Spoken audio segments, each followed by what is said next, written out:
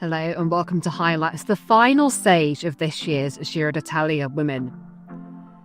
This 8th stage would be 134 kilometres from Forlì to Imola, with a repeat of the 2020 World Championship circuit, finishing on the Autodrome, the motor racing circuit in Imola. Team signing on earlier on this morning, and in the pink jersey, last year's winner, Elisa Longo-Borghini, with one stage remaining.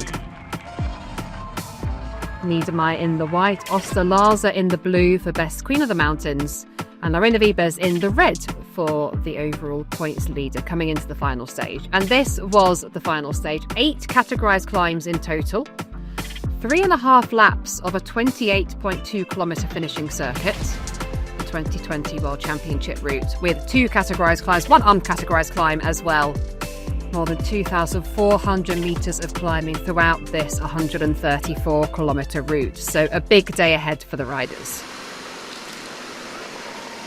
The early breakaway had 5 riders in it, including, crucially, Lorena Wiebes in the red jersey as the overall points leader. Her teammate Michaela Harvey was there as well as Leia Carinier of FDJ Suez, Sara Casasola of Fenix de Koning and Amanda Spratt of Lidl Trek.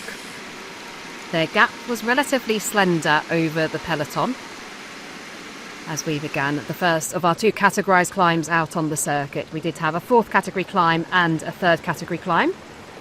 This 3rd category climb here, maxing out at highs of 14%. Points available for the first 4 riders over the line. None of these riders a contender for the overall climber standings, as we looked back at a very reduced peloton, with 45 seconds as we came around for the end of the final lap. Lorena Wiebes was back in the bunch. She was unable to hold on to the breakaway on that final climb.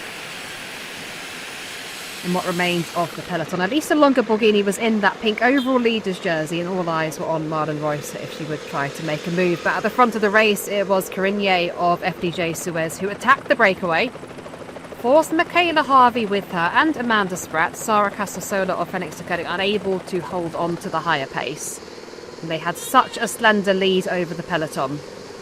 Carinier really trying to motivate her companions to work hard in this breakaway. On the final lap, on the first of our 2 climbs, it was Silke Smulders of Livellula Jager who made a move from what remained of the peloton. She went straight across to the breakaway, working well together at the front of the race. At the front of the peloton, it was Sarah Gigante, 3rd place on GC, looking for points for the Queen of the Mountains competition. She did lose that jersey yesterday to Osterlarzer, but back in the virtual lead as things stood towards the end of this stage. Silke Smulders pushed on solo, dropping Carinier and Harvey, as the peloton were all strung out behind, catching Michaela Harvey, headed up by the Movistar team. Antonia Niedermaier up there as well in the white jersey as the best young rider. Silke Smulders was about to be caught. Inside the final 8K, all eyes were on Elisa Longo-Borghini and Marlen Reusser. With just 22 seconds separating those 2 riders on general classification. Marlen Reusser, the early leader of this race, Longo-Borghini taking that pink jersey yesterday. Smulders was about to be caught just inside 6K to go, and then inside the final 3K, Anna van der Breggen made a move, taking Liana Lippert with her, attacking on the descent. The previous World Road Race champion on this very course. There was a response from Smulders behind, but a slender lead for van der Breggen and Lippert as we came into the final 2K on the motor racing circuit. They would round this final bend here and enter the finishing straight with a very slender lead over the group of favourites behind. Anna van der Breggen pushing on, Liana Lippert not coming through for a turn here. Van der Breggen trying to push onto the line, but Liana Lippert getting the jump in the sprint. Sprinting away clear of the previous World Road Race champion. Liana Lippert set to take her 2nd stage win of this year's Giro, the 3rd win for Movistar. All eyes on the rapidly approaching group from behind. Marlen Reusser won the sprint for 3rd, took some bonus seconds, but celebration for Longo-Borghini as she would take the overall victory in this year's Giro d'Italia. Celebrations for Movistar, their 3rd stage win this year, and a huge victory for Elisa Longo-Borghini, adding to her overall win last year, now another Grand Tour victory.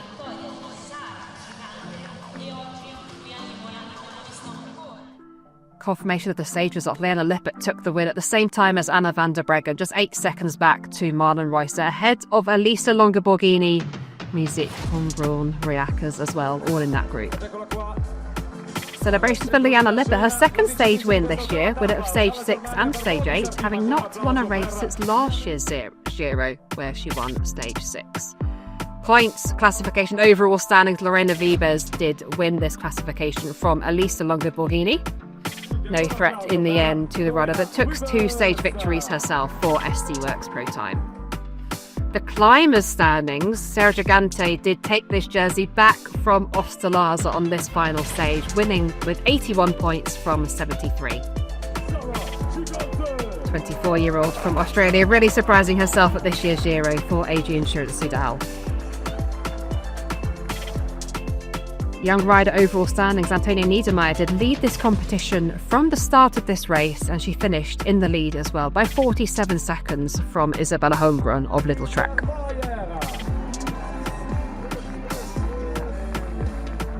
And here we have the overall general classification for this year's Giro D'Italia women. After more than 900 kilometres of racing, Elisa Longa-Borghini took the win from Marlon Reusser in second, 18 seconds back, and Sarah Gigante stays on the podium for third.